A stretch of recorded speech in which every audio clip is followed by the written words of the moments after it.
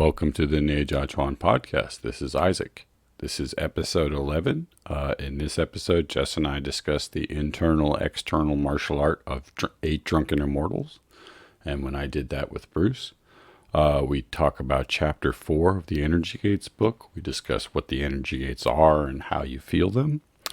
Also, Jess has released his third Bagua training session on our Patreon. So if you're interested in checking that out, you should take a look. Links on the description there. Again, sorry about the audio. These are, early episodes of doing it online. Audio, we're still working out the kinks. So, it's a little rough, but we've gotten better and the future episodes should be higher quality. Thanks. Okay. Hope everyone's doing well and enjoy the episode. Take care.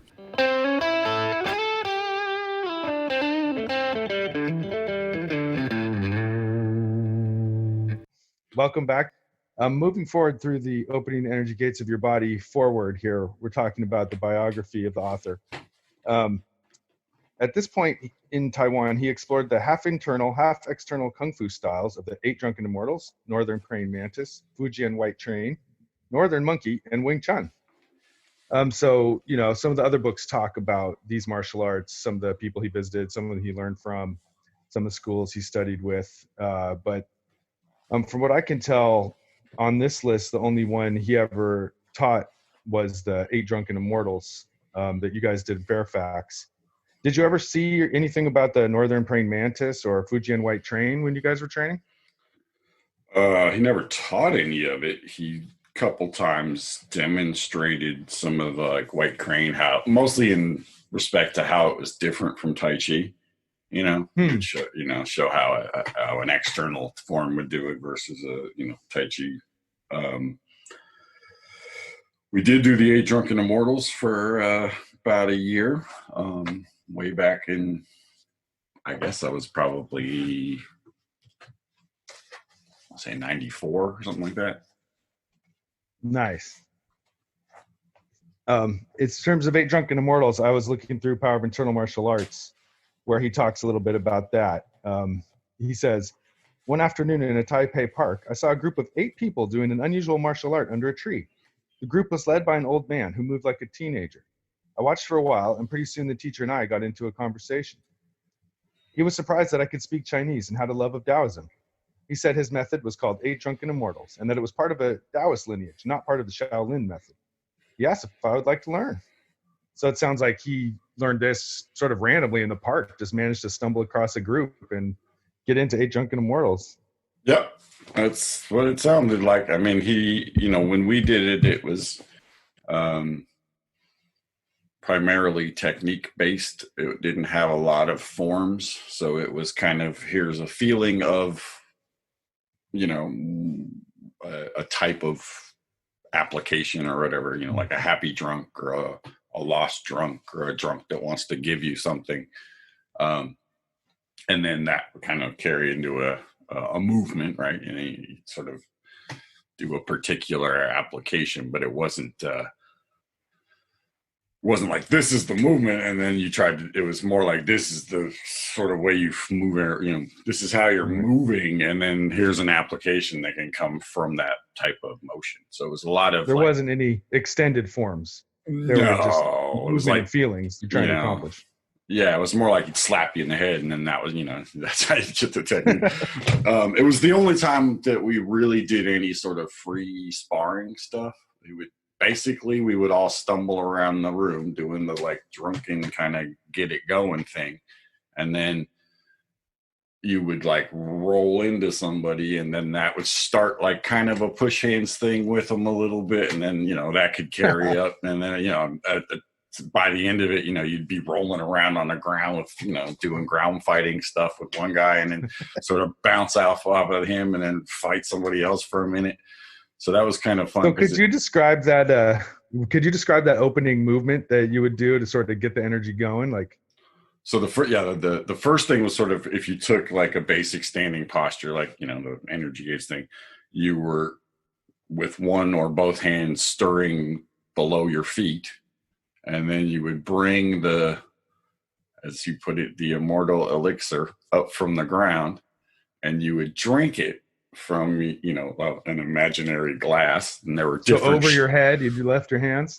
yeah, up above your head and then down. So the first one was, you imagined it like a really long flute, like a English, one of those really long things with the ball on the bottom. So you had to hold it with both hands and tilt it way back, right? So like, and then that thing, as it hit your foot, that would be the bounce back up, and you'd start to move. So it was kind of like a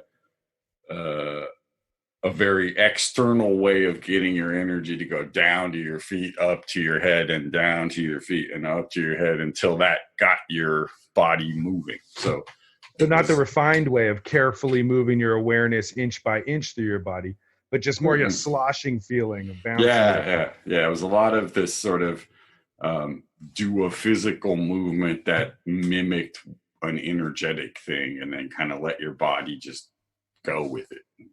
It was a lot of fun. That was it really got the sense of like, oh, this is how you fight.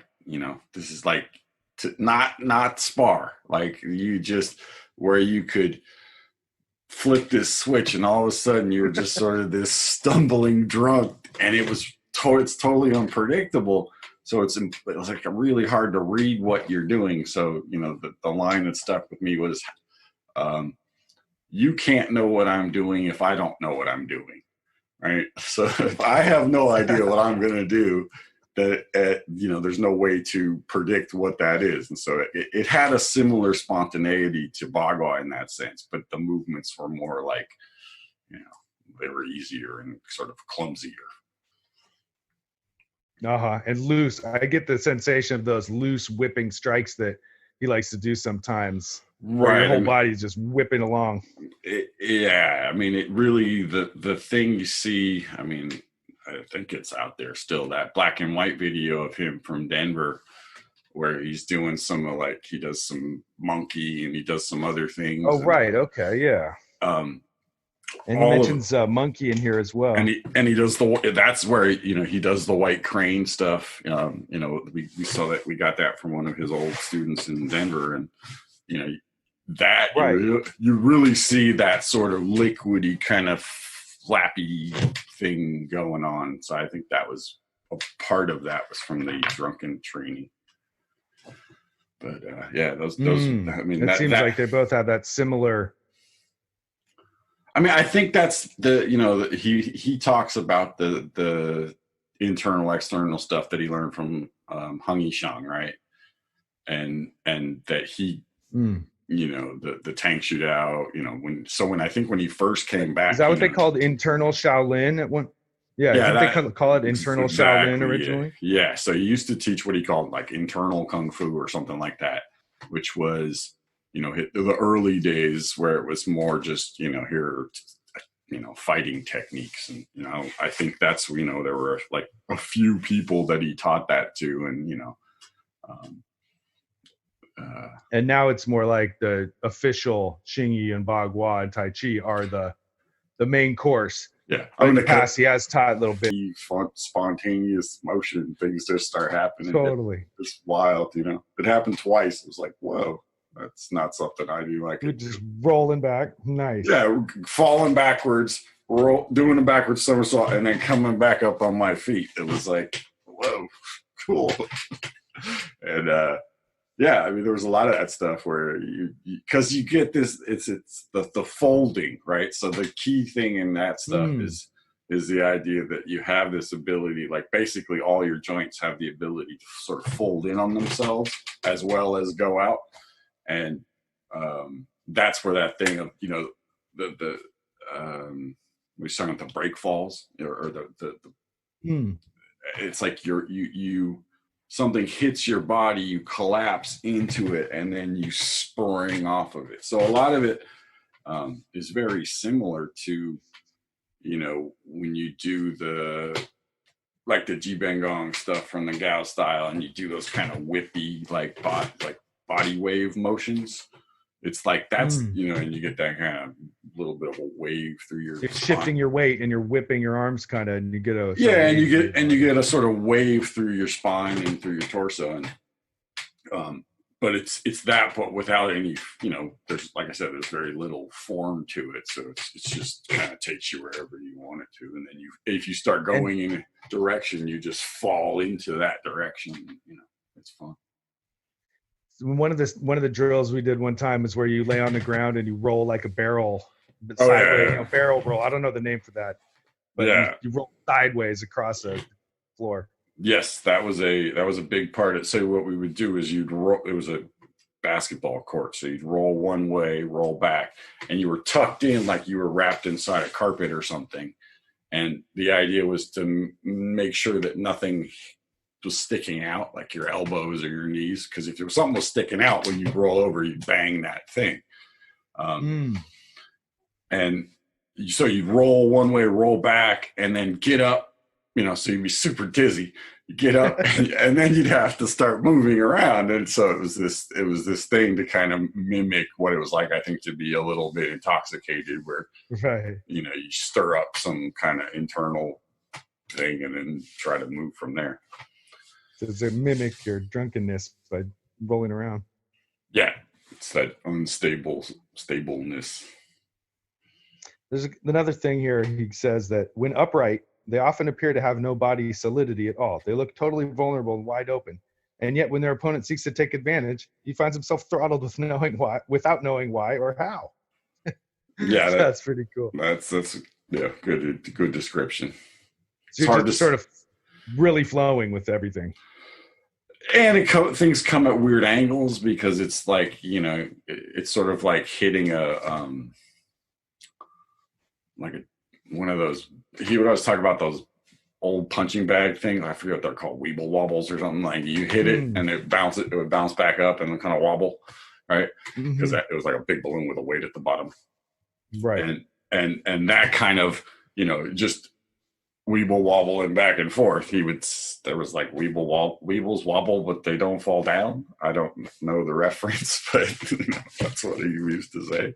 It was an old toy. Yeah, it's an old toy, and right. And I think the idea is that your feet are like heavy and sort of rooted, but everything is kind of wobbling in between your head and your feet. And, so he says here that in some ways, I would say 8 Drunken Immortals took the flexibility, falling skills, and special ability to move in all directions of monkey boxing to the next step. However, it substituted playfulness and a sense of good camaraderie for Monkey's viciousness. So it sounds like Monkey has a little more edge to it, maybe, and Drunken is a little more forgiving. It's that animal versus human versus spiritual thing he talks about in there, about, when you embody an animal nature, it's kind of just, and how, like the bigger, faster animal wins. The 8 Drunken Immortals had this thing of, it wasn't the compassion quite of Tai Chi where, but it did have this thing of like, one of them was, as the guy would punch, you'd let it in and you wrap your arms around him and give him a big hug as you bent his spine in half and slammed your body weight on top of him. But the technique was like, basically, come here, let me give you a hug, and it was just... So he says a lot more about 8 Drunken Immortals in here. But at the end, he says that the chi work of drunken boxers makes their bodies become very light or heavy, gradually or instantaneously. So that maybe has something to do with that lifting high up over your head and then boom, dropping straight down. Yeah, I mean, on an energy level. I think the only modern thing I could, that people might have a frame of reference to is the Systema stuff. They do some of it. Okay. So they have a little bit of that sort of loose, floppy thing going on. I think that all kind of comes from that same source of some, old school, who knows what boxer type of thing, where what they would call a drunken boxer or, a dog boxer, these different kinds of like, drunken boxers were loose and floppy, dog boxers were low to the ground, and bird, was jumping around and flapping. They had these more animal kind of, but they weren't specific styles. It was more like, it was more it of a seems group. old-fashioned, ancient thinking. What? Okay, so just to finish off, 8 Drunken Immortals includes a full range of chi techniques developed in both separate chi exercises and form movements. In the beginning, a drunken boxer deliberately seeks to draw universal divine energy into the body from the heavens. That's pretty cool. He's like, there's no acting involved. You're really supposed to feel the energy pouring down into you, into the 3 dantians of the body, and move it between the 3 like a living force. And next, from each of the dantians to anywhere in the body for specific effects. So, I mean, that's pretty darn cool. Yeah, we never got that far with it, but what we did work on was moving your center of gravity up and down your body, which is kind of an interesting. That you can change where your fulcrum is inside your torso, and that gives you like a different kind of. That's how you make the wave. So, yeah, that's a fun one. Moving forward to Chapter 4, opening the energy gates of the body. What are the energy gates? The energy gates are major energy relay stations of the body, where the strength of the life current, chi, moving through the system is regulated. Many gates are located at joints, or more precisely, the actual space between the bones of the joint. So those are the areas you want to dissolve and clear out blockages as you begin your training. Yeah. Wow. Okay. So that's the energy gates. Right. So now you move into the, what I refer to as the faith part of this thing where, because when I first started, he's talking about energy gates and life forces. I didn't know if I believed in any of that stuff. I was like, all right, sure. And so for me, it was like about, all right, well, I can feel the space in between my joints, or, that's a thing I can kind of relate to. And then what you notice is that there are recurring sensations, right, in certain places. And, as you get more refined, those places start to become like little shapes, and so your body is made up of all these little shapes. And then within these little shapes, you start noticing, to me, what felt like little light bulbs, right? You have like little Christmas tree bulbs inside of these things. So when you smack your hand on the, table or chair by accident and it starts throbbing, if you feel it, you'll start to notice there's a throb in certain places, and that's sort of the, you definitely can feel it when it hurts, but you can also, you can also gently kind of rub your, like lightly run your finger on it or tap your, finger on it. That was always the way we do it in the class. You'd sort of tap, on a spot, and it would wake it up to the point that something was happening in there, whether it was blood flow or whatever. And, at some point you say, okay, well, the way I'm going to describe these feelings is I'm going to call them energy gates, right? Because I need a map, I need a road map, and I need a way to describe the things on the road, right? So, it's like energy gates are like checkpoints, that these lines of, life force energy move through. I'm sure if you did stuff with with those, nerve stuff and, scanning the body, you'd see some correlation to that, because, the felt sensation of your nerves to where your chi is moving is fairly similar, right? So a lot of people, when they first start to try to feel chi, what they're feeling is the nerves sort of, firing, and that as they become aware of that, there starts to be a sense of heat, blood flow, all this stuff. And again, these gates are just little markers along the way, and you sort of feel these spots, more than Right. you, more that, you know, they have a little bit brighter light in them than just the blank parts in between. So that speaks to what he says here. The gates should not be conceived of as simple anatomical locations. They must be felt with the mind, for they are part of your subtle energy body. So that's that sense of, you know, this isn't something you necessarily use calipers or a ruler to find each one. Maybe like acupuncture points have very specific spots. These energy gates are where you feel the energy flowing through the checkpoint more so than exactly some pinpoint location. Yeah, well, and it's Some of the energy gates are the same as acupuncture points. yeah. So Oh, it's like, so the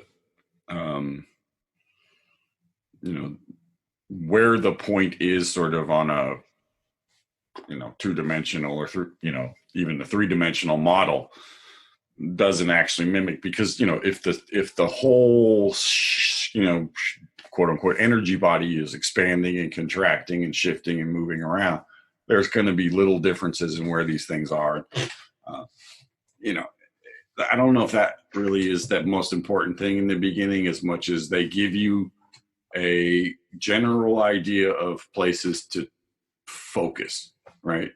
Because what happens when you're trying to stand is you get distracted. And it's one of the reasons why having a group of people, or, you know, especially if you have a group of people where somebody's leading it, you know, we call those teachers, that you have somebody just guiding you, you know, do your head, do your nose, do your blah, blah, blah, you know, and that keeps your mind sort of on this track, you know, and it's one of the reasons why I find it, you know, it's always been easier to do it in groups. I mean, because you just kind of pick up on the energy of the other people too. And but and that's what's been nice about the ones that you were the leading practices you were doing, where they were dissolving the organs and standing, where, you know, you just have someone calling it out, leading you through it. They don't have to explain everything under the sun. They just, hey, dissolve this point, dissolve that point, and it saves you the trouble of having to return yourself there over and over. And, you know, no matter how long you train, there's always usefulness in that. yeah, I mean, you could even just record yourself reading the things off, you know, a checklist, and that would be something, you know, because it's just that idea that your mind, you know, your conscious mind doesn't have to be thinking about what comes next. You know, it's a bit like with, if you're doing Qigong, trying to move in a simple movement, it's easier to focus on, you know, what's happening inside. If you're trying to do something that's, you know, like a whole Tai Chi form, you know, it gets a bit more difficult because the physical motions are taking up a big part of what your mind is thinking about, you know. And so the more of your attention you can focus on one thing, it's just, you know, makes it easier. You must learn to feel these points in order to channel the flow of your chi, to stimulate the subtle body to the greatest extent possible. The object is not merely to visualize the gate, but to feel the gate precisely, so you can learn to increase or decrease the amount of power flowing through the gate, using your will with the same amount of ease with which you can now open or shut your eyes, mouth, or hands. So it's a very mechanical, straightforward action you're taking, not necessarily something amorphous and sort of in your mind. Yeah, I mean, that's where, again, at first it's just, okay, I got to build, you know, have some faith that this thing exists. Yeah. And until you can actually feel it, and then you go, all right, well, there it is. And I, you know, I think the best analogy I can give is, if you don't know anything about music and you listen to music, you listen and you just hear the general sound of the music, but you don't know if it's a C chord or an A chord or an E chord, right?